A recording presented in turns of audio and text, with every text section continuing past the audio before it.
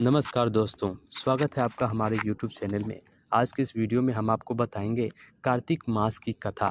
दोस्तों, वीडियो देखने से पहले वीडियो को लाइक कीजिए और हमारे चैनल को सब्सक्राइब कीजिए।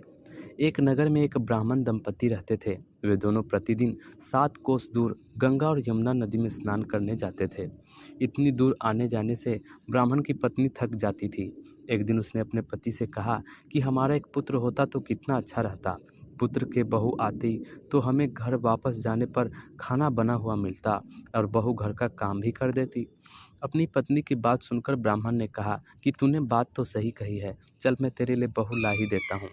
ब्राह्मण ने कहा कि एक पोटली में आटा डालकर कुछ मोहरे रख दे। ब्राह्मण के कहे अनुसार उसने पोटली बांधकर दे दी।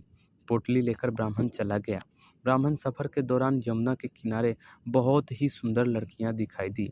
वे रेत में घर बनाकर खेल रही थी। उनमें से एक लड़की ने कहा कि मैं अपना घर नहीं बिगाड़ूंगी, मुझे तो रहने के लिए ये घर चाहिए। लड़की की बात सुनकर ब्राह्मण मन ही मन सोचने लगा कि बहू बनाने के लिए यह उचित लड़की दिखाई पड़ती है।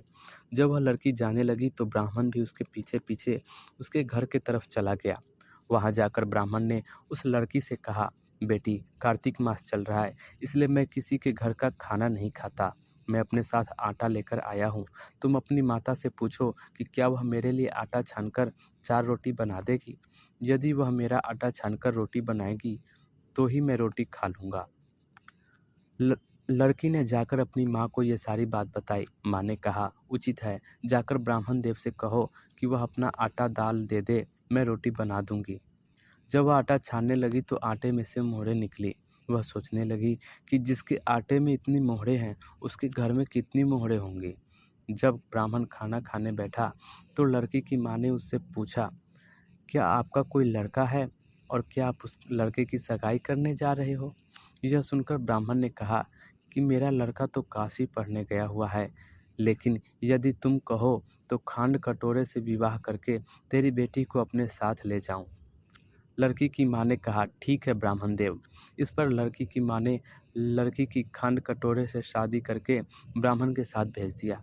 ब्राह्मण ने घर आकर कहा, रामू की माँ, दरवाज़ा खोलकर देख, मैं तेरे लिए बहू लेकर आया हूँ। ब्राह्मण की पत्नी भीतर से ही बोली, हमारा तो कोई बेटा है नहीं, बहू कहाँ से लाए? दुनिया ताने मारती थी, अब आप ही मारने लगे।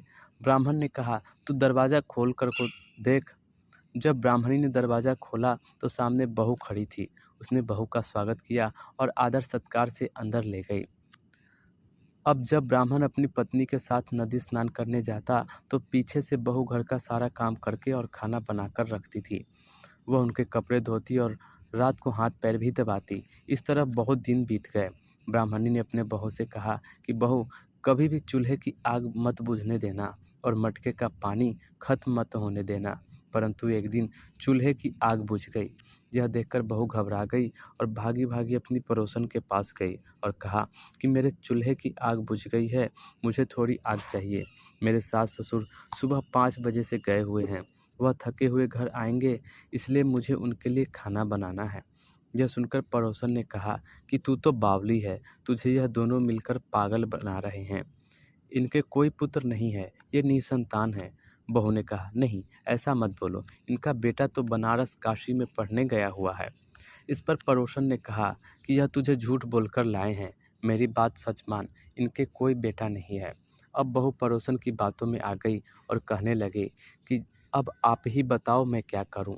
पड़ोसन ने कहा कि करना क्या है, जब तुम्हारे सास ससुर आए तो जली हुई रोटियां बनाकर देना और बिना नमक की दाल बनाकर देना। खीर की कचरी दाल में और दाल की कलछी खीर में डाल देना। पड़ोसन ने उसे अच्छे से सिखा पढ़ा दिया। फिर जब उसके सास ससुर आए तो उसने न तो उनका आदर सत्कार किया, ना ही उनके कपड़े धोए। जब उसने सास ससुर को खाना दिया तो सास बोली, बहू, आज यह रोटियां जली हुई क्यों हैं और दाल भी अलूनी है। अब बहू ने पलटकर कहा कि एक दिन ऐसा खाना खा लोगे तो कुछ बिगड़ नहीं जाएगा तुम्हारा। सास ससुर की खरी खोटी सुनकर वह फिर से पड़ोसन के पास गई और बोली कि अब आगे क्या करना है। पड़ोसन ने कहा कि अब तुम सातों कोठों की चाबी मांग लेना। अगले दिन जब भी स्नान करने के लिए जाने लगे तो बहू अड़ गई कि मुझे तो सातों कोठों की चाबी चाहिए। तब ससुर ने कहा कि इसे चाबी दे दो। तब सास ने बहू को चाबी दे दी। सास ससुर जाने के बाद जब बहू ने दरवाजे खोले तो देखा कि किसी में अन्न भरा है, किसी में धन भरा है, किसी कोठे में बर्तन पड़े हैं। जब उसने सबसे ऊपर का 7वां कोठा खोला तो देखा कि शिव जी, पार्वती माता, गणेश जी, लक्ष्मी माता जी, पीपल पथवारी, कार्तिक के ठाकुर, राई, दामोदर, तुलसी जी का बिड़वा, गंगा, यमुना और 33 कोटि देवी देवता विराजमान है। वहीं पर एक लड़का चंदन की चौकी पर बैठकर माला जप रहा है। यह सब देखकर उसने लड़के से पूछा कि तुम कौन हो? तब लड़का बोला कि मैं तेरा पति हूँ, अभी दरवाज़ा बंद कर दे।